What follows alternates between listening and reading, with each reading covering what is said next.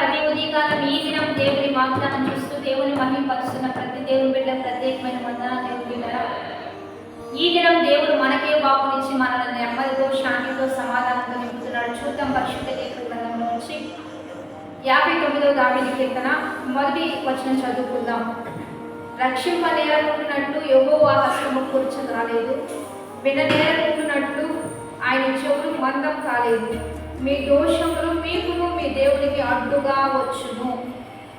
మీ దోషములు మీకును మీ దేవునికి అడ్డుగా ఉంటున్నాయి. దేవుని బిడ్డలారా, ఈరోజు దేవుడు మనతో ఇదే మాట్లాడుతున్నాడు.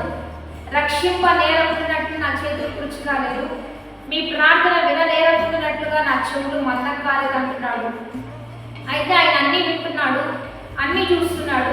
నిన్ను రక్షించాలని ఆయన హస్తం ఆకాశం నుంచి ఎప్పుడు నీ వైపు చాపుతూ ఉన్నాడు. కానీ నీవు మాత్రం దేవునికి విరోధంగా నడుచుకుంటున్నావని ఈరోజు దేవుడు మాట్లాడుతున్నాడు. కాబట్టి నీకును నీ దేవునికి మధ్య ఇక్కడ ఏమని రాయబడుతుందంటే మీ దోషములు మీకును మీ దేవునికి అడ్డుగా వచ్చును. మీ దోషములు అని రాయబడుతుంది. ఇక్కడ నీ తప్పిదములు దేవునికి నీకు అడ్డుగా వచ్చేసింది. కాబట్టి ఆయన సహాయం చేయలేకపోయాడు, ఆయన నీ ప్రార్థనకు ఫలితం ఇవ్వలేకపోయాడు. కాబట్టి ఒకటి ప్రతిదినము మనం ఏం చేయాలంటే, దేవా నా దోషములు కడిగయ్యా, నా పాపం నుంచి నాకు విడుదల, తెలిసి తెలియక చేసినవి ఏదైనా ఉంటే క్షమించమని. ఎందుకంటే పాపం వల్ల వచ్చి జీతం మరణమే, కానీ దాని తర్వాత మాట ఏమని ఉంటుందంటే క్రీస్తు యేసు యొక్క కృప, ఆ వరం వల్ల నిత్య జీవం. మనం పాపం చేస్తాం, అతిక్రమం చేస్తాం, దాని వలన మన మీదకి మరణం వచ్చింది. కానీ క్రీస్తు యేసులో యొక్క కృప ఏం చేస్తుందంటే మనకు నిత్య జీవం ఇస్తుంది. కాబట్టి ఆ నామంలో విడుదల, ఆ నామంలోనే స్వస్థత, ఆ నామంలోనే అద్భుతాలు, ఆ నామంలోనే గొప్ప కార్యాలు, ఆ నామంలోనే విడుదల, అద్భుతం మనకి దేవుడు జరిగిస్తాడు. కనుక ఎప్పుడు ఆ నామాన్ని గట్టిగా పట్టుకోండి.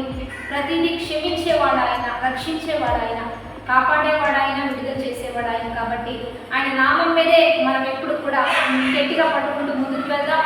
కాబట్టి ఏదైనా ఒకవేళ మీకు ఏదైనా కార్యం ఆలస్యం అవుతుందా, మీ ప్రార్థనకు జవాబు రావట్లేదా, ఇంకా దేవుడిని అడుగుదాం, తప్పిదాలు మానేద్దాం, దోషాలకు దూరంగా ఉందాం, పవిత్రపరుచుకుంటూ పరిశుద్ధంగా జీవిస్తూ నమ్మకంగా దేవుని ఎదురు వెళ్దాం. ప్రార్థన చేద్దాం. పరిశుద్ధుడా, మహోన్నతుడా, గొప్ప దేవ, ఈ రోజు నీ సన్నిధిలో చేరి నీ ఘనమైన నామాన్ని మహిమపరుస్తూ ఉండగా మా మధ్య మీరుంటూ ఈ యొక్క బలమైన వాక్కునిస్తూ అనేకులు మీరు దర్శిస్తున్న విధముకై నీకే మహిమ. ఎంతమంది ప్రభు ఈ మాటల ప్రకారం వారి జీవితాన్ని దిద్దుకుంటున్నారో వారందరి పట్ల నీ ఘనమైన కార్యాలు జరిగిస్తూ నీ నామాన్ని మహిమ తెచ్చుకోమని ప్రభు యేసు నామం పేరుగా అడిగి వేడుకొని ప్రార్థిస్తూ నామ తండ్రి.